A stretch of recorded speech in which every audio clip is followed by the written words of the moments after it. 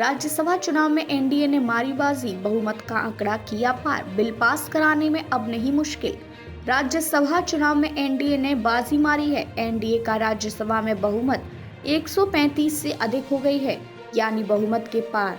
ऐसे में सत्तारूढ़ गठबंधन को बिल पास कराने में दिक्कतों का सामना नहीं करना पड़ेगा। राज्यसभा की 37 सीटों के लिए हुए चुनाव में एनडीए को जबरदस्त कामयाबी मिली है।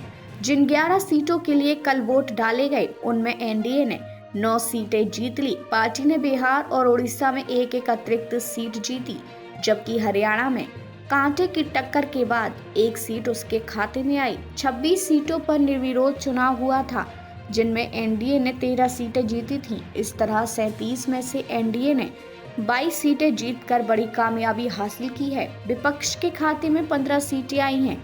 कांग्रेस के लिए राहत की बात यह है कि उसकी राज्यसभा में विपक्ष के नेता की कुर्सी बची रहेगी।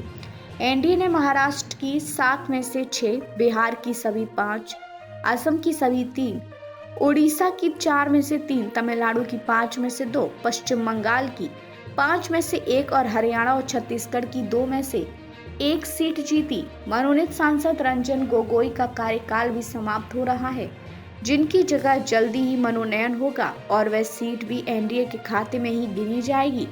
इसका सीधा असर राज्यसभा में देखने को मिलेगा। ऊपरी सदन में एनडीए अब स्पष्ट बहुमत हासिल कर चुका है। बीजेपी 103 सीटों के साथ पहले ही सबसे बड़े दल के रूप में मजबूती से खुद को स्थापित कर चुकी थी। ताज़ा परिणामों के बाद पार्टी की स्थिति और अधिक मजबूत होगी।